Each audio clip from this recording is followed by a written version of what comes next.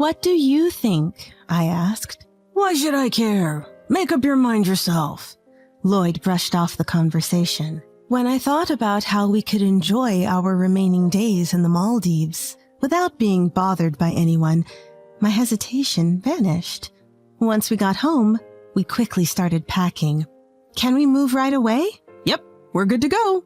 We had movers come immediately and they began hauling away our packed items. Then we headed straight to the real estate agent. We'd like to sell our home. The agent was incredibly helpful and arranged for a same-day sale. Now, Lloyd truly had no place to go back to. My name is Marcy, and I'm 43 years old.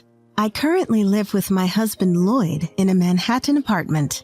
We got married 5 years ago. We haven't had kids due to marrying late. Lloyd often says, "Life isn't just about having kids."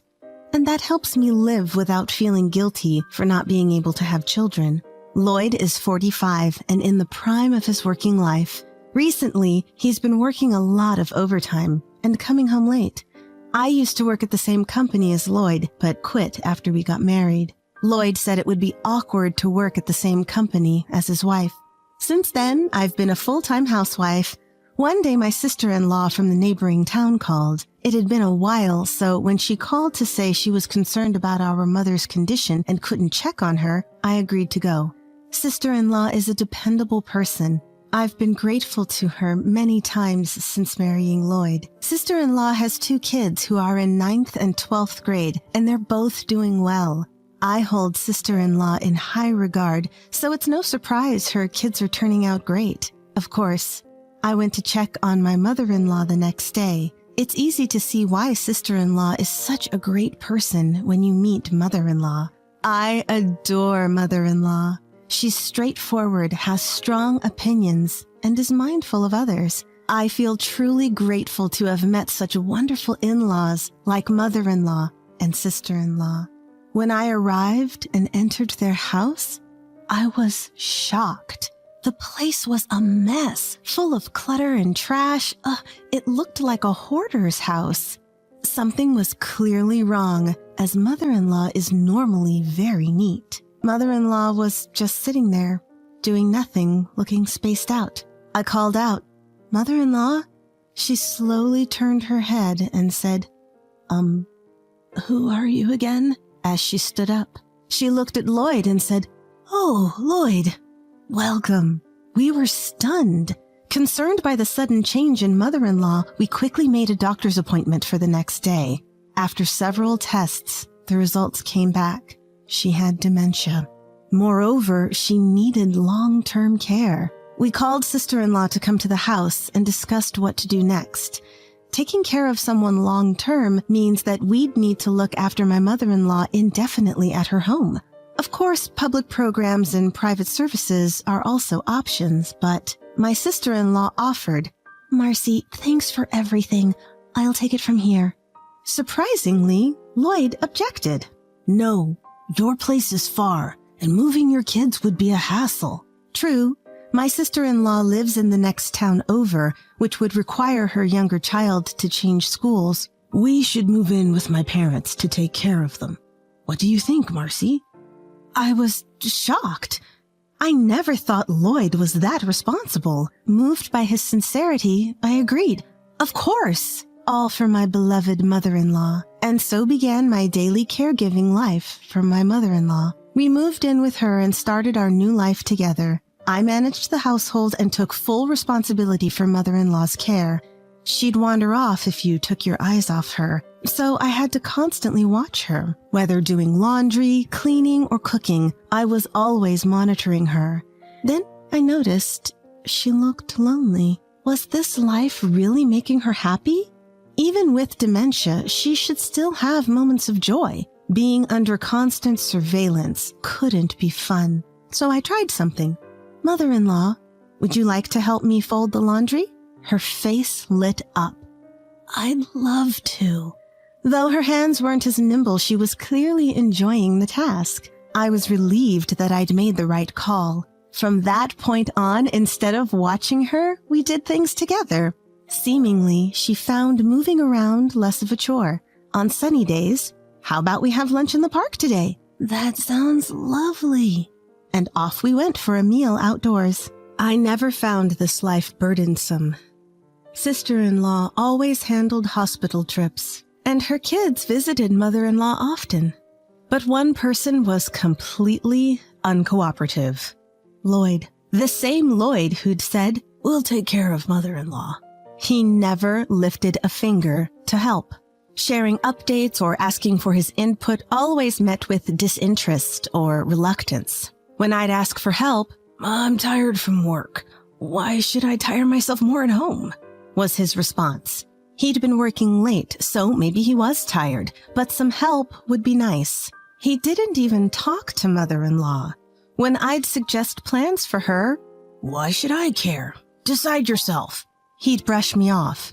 As it stood, it seemed Lloyd only came home to sleep. Things had gotten to a point where it seemed like Lloyd was coming home from work just to sleep. One evening, 11 p.m. came and went, and Lloyd hadn't returned. He'd often been saying he was working late, coming home just past 11, so I assumed that was the case tonight and went to bed first. However, I found it hard to fall asleep that night. As I lay there, the clock ticked past midnight. Where's Lloyd? I thought, just as I heard a car outside. It's unusual to hear a car at this hour, so I looked out the window. The person getting out of the car was Lloyd, and in the driver's seat, there was a woman. They both got out and smiled at each other, and unbelievably, they kissed. Not just for a moment, they lingered. I spontaneously took photos with my phone, amazed at myself for doing it. The house has a bedroom on the first floor. Our bedroom window isn't far from the car, and the photos captured everything clearly. My hands were trembling from the shock. I heard the front door open and I rushed back to bed. Those photos would later become my trump card. From that night on, I started watching Lloyd more carefully. There were many suspicious signs. Telling me he was working late itself was suspicious. I knew what kind of work Lloyd was doing because we used to work at the same company. I know what kind of work Lloyd does, and it's easy to see that it doesn't require overtime. That kind of lie could be easily checked. So I called up an old colleague, friend. "Long time no talk. What's up?" "Sorry for the sudden call, but I was wondering about Lloyd's department. Have they been really busy lately?" "Lloyd? No, I just got transferred from his department last month. It's not busy at all, actually." There's no way he could be doing overtime in such a relaxed department, which means Lloyd is likely spending time with his affair partner. My suspicions were confirmed. One morning, I saw Lloyd getting ready to leave with a large bag. "What's with the big bag?" I asked. Nervously, he replied, "I have a sudden week-long business trip. Take care of things while I'm gone." "Where are you going for a week?" I don't know yet. I'll find out when I get to the office. So I'll be going." And he left, evasively. I texted friend, "Is anyone scheduled for a business trip today?" "I haven't checked, but shouldn't be. No big projects lately." Just as I thought. So he's going to be away from home for a week to meet his affair partner? Then my mother-in-law called my name. "Marcy." She showed me a piece of paper. Written in Lloyd's handwriting were what appeared to be a hotel name, phone number, today's and tomorrow's dates, and a room number. "What is this?" "Before doing Lloyd's laundry last time, I found this note in his pocket. I wish I had given it to you sooner.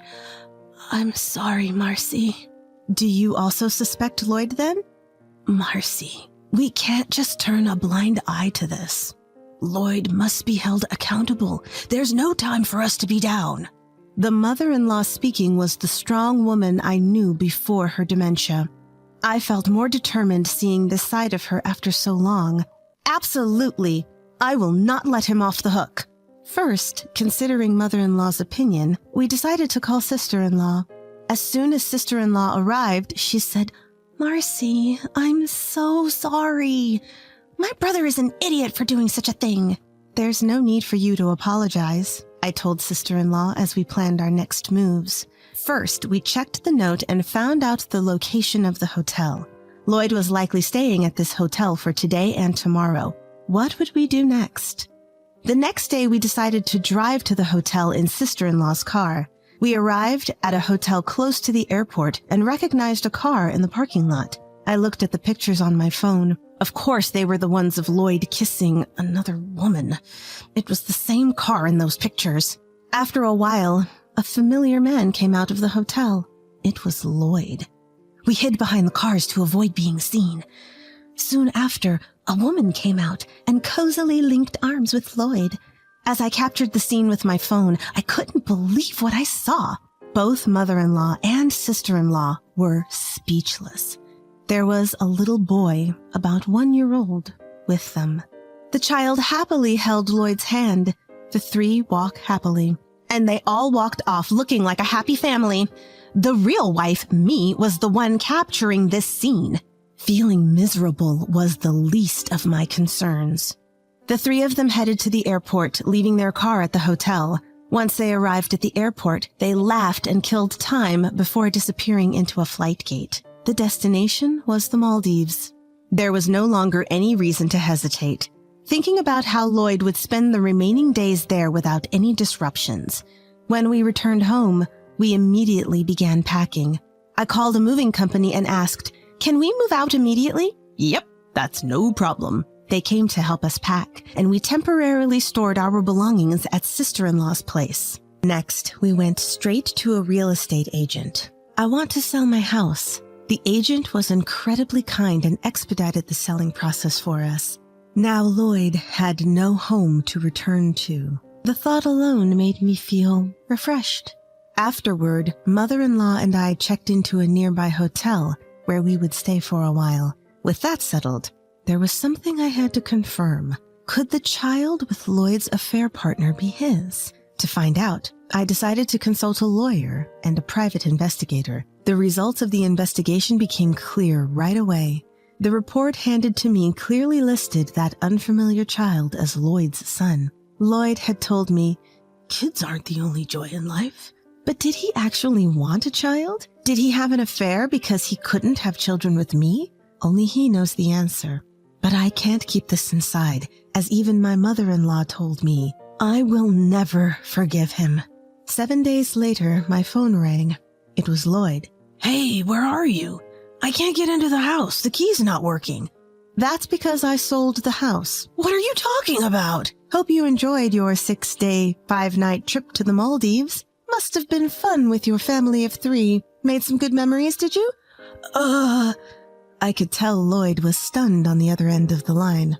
I continued, "Your house is no longer there. We've moved and sold it. You should go back to your own child and that woman." "Wait, you misunderstand. That's not my kid. I was fed up with Lloyd's excuses and unleashed all my anger. "Don't you dare play games with me. You think your excuses are going to work now? I never want to see you again." For the first time, my usually talkative husband was silent. On speakerphone, my mother-in-law chimed in. "Lloyd, just so you know, there's no escaping this.